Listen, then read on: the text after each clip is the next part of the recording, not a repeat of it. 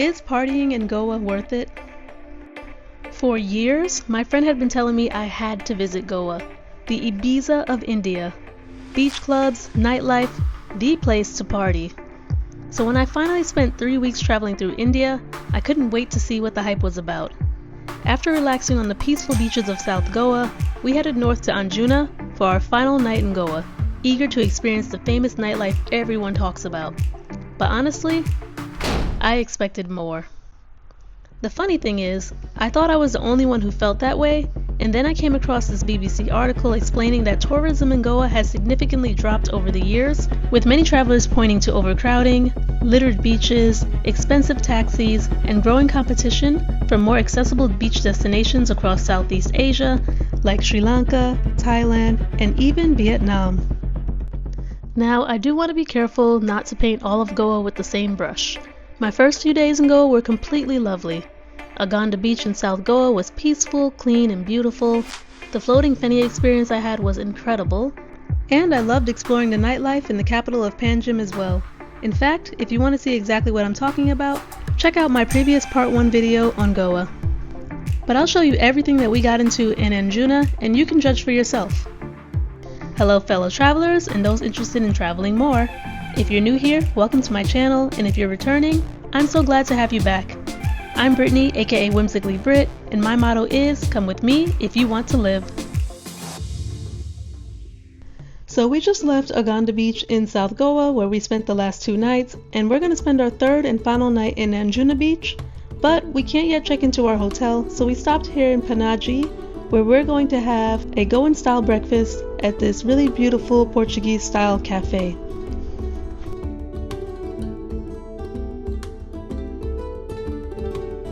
I was definitely impressed by the menu, both visually and by the options, because they had oat milk. But then I was informed that the oat milk can't be put in iced coffee because it might separate. I don't know, I've never had that issue before, so I'll get my coffee later. So we didn't come specifically looking for like Goan food, but when I saw this Ras omelet, which is a Goan street food snack, I had to have it. Alright, this is our Ras omelet. This is not what I expected, but actually it looks really good. It's covered in vegetable coconut gravy. It's an omelet, eggs. And that is the bread, the poi, P-O-I. It's supposed to be an airy, soft bread, so I'm gonna try it out.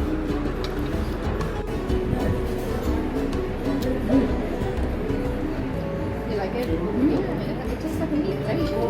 I don't even like omelets, but the sauce, very good. I guess you eat it with the bread.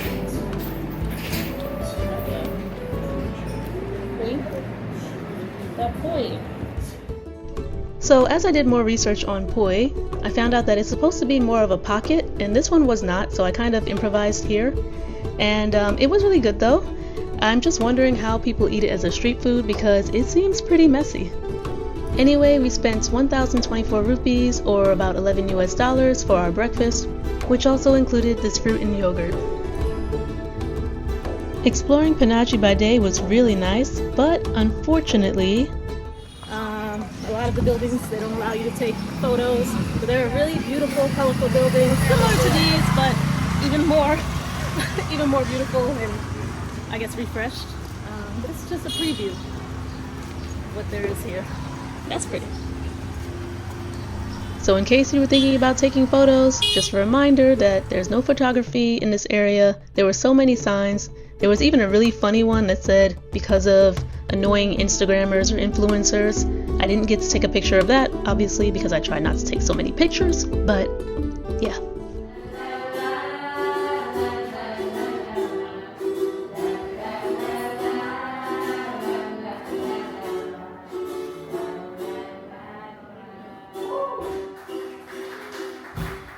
As promised, I'm here for my iced oat milk latte, and we even got some live music for free. Or rather, for the cost of this latte, which was 242 rupees, or close to $2.50 US. So our accommodation was actually 40 minutes north of Panaji, which surprised me because Goa is a small state, and we had already driven 1 hour from South Goa to Panaji.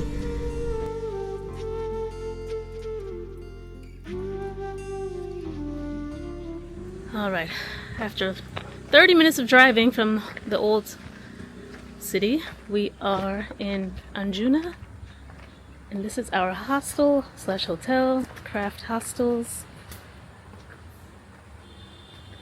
Definitely got a nice boho vibe that I'm loving. The guy who checked us in wasn't especially friendly, but he did send us a list of recommendations via WhatsApp. Alright, so let's take a tour of our private room. So we got a private cottage. So for one night in this private cottage, we spent 2,623 rupees, or close to 28 US dollars, and we booked this about 2 days prior, so I'm not sure if maybe if you book earlier, it might be even cheaper, but I'm really liking the vibe here. What do you think? Let me know in the comments if you think it's worth it.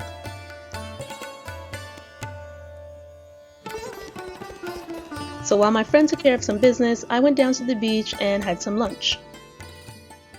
Alright. I'm walking towards... Hello. Maybe later. Thank you. Thank you. Yes. Alright, I'm walking towards Anjuna Beach. Got tons of shops along the way. As you can see. Hello. How are you? Good, good. How are you? Looking nice, okay? Maybe later. I'm going to eat some lunch. Okay, good, good. Alright, as you can see, everyone wants you to buy things.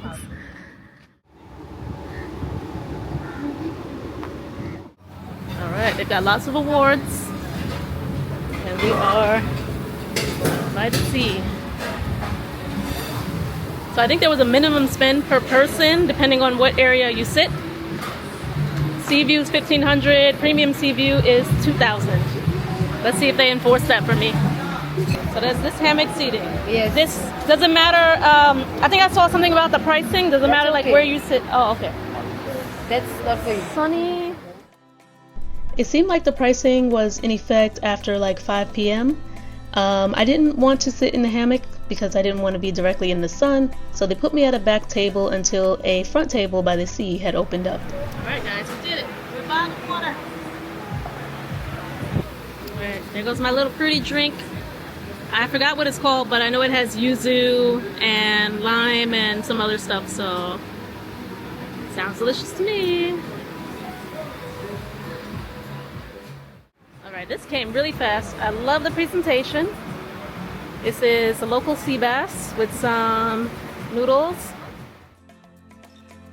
I was absolutely loving this view. What do you guys think? Let me know in the comments. So this actually tastes like a red, white, and blue Italian icy.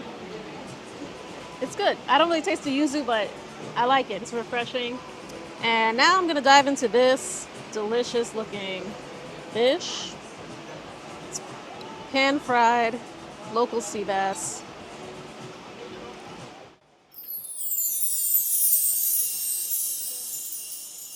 Oh my god. I hate to be that one who reacts the moment they take a bite. Oh yeah. Damn, I didn't take a picture. Very good. So here's the bill, and they added some gratuity, a bunch of taxes. It came out to about $5 US more. Alright, I've made it down to the beach.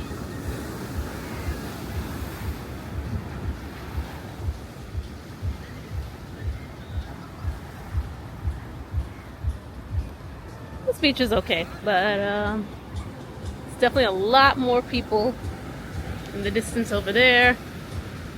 It's supposed to be lit tonight, supposedly, so we'll see. And a lot of people want to sell you things like on the beach or off the beach, which is a little, yeah, meh. But I mean, this is definitely not like South Goa, right? But it's still cool. It's all right. So I'm back here at Pisco by the beach because my friend wanted to have dinner. We had a couple of drinks and then we went back, got ready, and went out because it's Friday night and we had to see what the nightlife was about.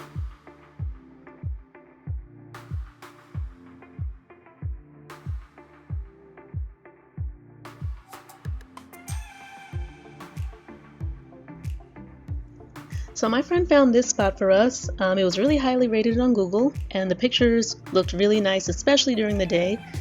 We arrived around 8:45 p.m.-ish, and there weren't many people here at all. So I figured it's just a little early, even for a Friday night. But it was really nice ambiance. We sat, had a couple of drinks, and even played some pool later.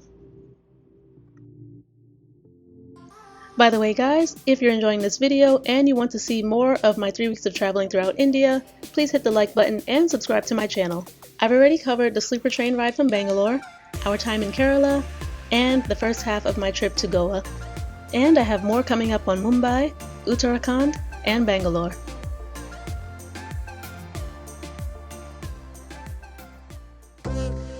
But the night's not over yet, so we took a taxi 30 minutes north to Tikiti, which is supposed to be a really good vibe.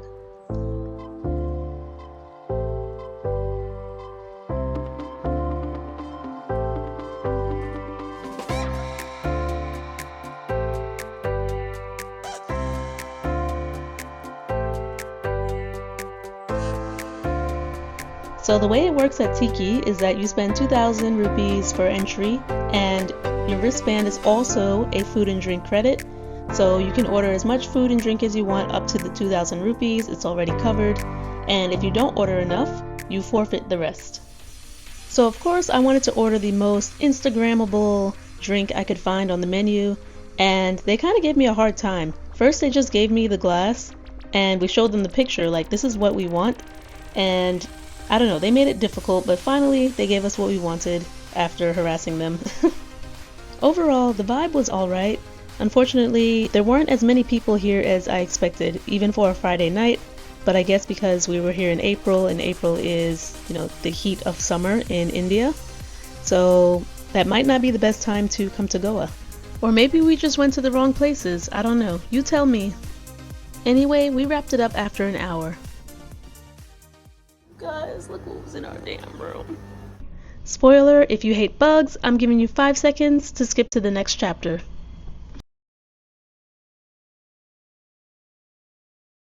It was in this jar already. Thank God it was already in here, because I would have screamed bloody murder. And that wasn't even the scariest thing that happened that night. Alright, so last night we heard an extremely loud bang come from the bathroom. Woke us out of our sleep. My friend looked scared as hell, terrified. Neither of us came to see what it was. We just kind of both laid there, just listening to see if there was any other noise. It wasn't. I'm like, okay, maybe something fell. Something did fall. The ceiling. And there's like a giant brick that probably hit the toilet. Dude, if I had come in here for a midnight pee, I don't know. Did it fall? Did something fall on it? Did someone try to break in? I don't know. But I'm ready to go. I'm glad we're leaving today. Alright, time to go. But before we left, we calmed our nerves with one last morning by the beach. Early in the morning, just waking up. The beach is a bit dirty. A bit dirty. But people party here, so I guess that makes sense. Go out here early in the morning taking their photos, and we are going to do the same.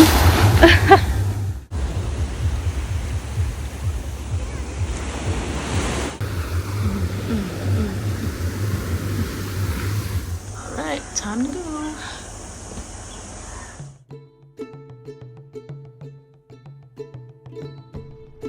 So now I'm seeing a bunch of flyers for different clubs and parties, and I'm guessing we missed it all, or maybe these were flyers for past events.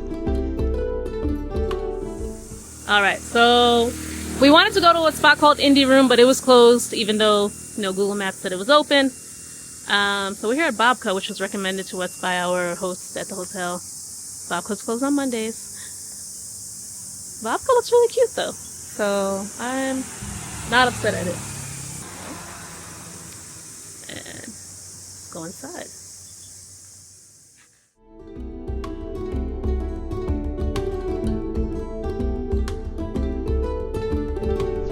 So as expected, you have a bunch of different desserts and pastries, and they all looked so good, it was so hard to choose. But the name of the place is babka, so I was pretty determined to get a babka.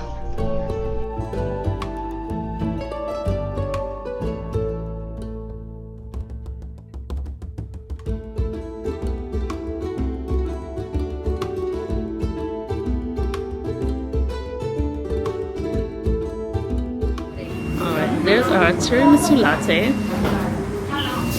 Some blueberry chia pudding and chocolate babka. So babka is this braided dessert that originated in the Jewish communities of Poland, Eastern Europe, and Western Ukraine. This dark chocolate babka, it's so good. And it's warm. Never had a babka before? Nope. There is a bread cafe in New York. You know all types of bread. It's in Union Square. I used to go there all the time. I love bread. She loves bread. I'm not a huge bread person. I mean, I like bread. I love bread. Bread is my life. That's good. And this is their creamy egg and cheese focaccia. It has scrambled eggs, cheddar, caramelized onions, homemade pineapple hot sauce, and jalapeno. So as we head to the airport, I just wanted to share my final thoughts on Goa. As I mentioned before, I loved Anjuna Beach in South Goa. However, I found Anjuna Beach to be a bit disappointing. It was a bit dirty and just not as peaceful as South Goa. And then also the nightlife. I expected it to be crazier, but again, it could have been because of the time of year that we came. It's just not a popular time to come in April. So I definitely want to return to try again and explore Old Goa because we also missed that. This is a beautiful airport. Of course, I got my free card here. Again, US could never. Also, a really smart thing is for the drop-off area, they scan your car and you have 5 minutes to drop people off before you start to get charged. So maybe that's something other airports could do in the US and avoid congestion, right? So this was my third airport experience in India. The very first was in Kolkata, and that had been the only airport I had visited 3 times. So this one in Goa, in comparison, is just so colorful and modern and cute. But when I share my Bangalore experience and you see that airport, you're going to be blown away. Per usual, they had to check all my bags because I had so many electronics and cords and whatnot. I will say India is the most strict when it comes to like electronics and stuff. You have to take out chargers, all cords, everything. So that's always happened to me when I've flown into Kolkata. So it's no different here in Goa. This is so pretty! So if you've been to Goa, let me know. Did this video match your experience? And if you haven't been, did this video match your expectations, and would you go? As always, thanks so much for watching, and I'll see you in the next video.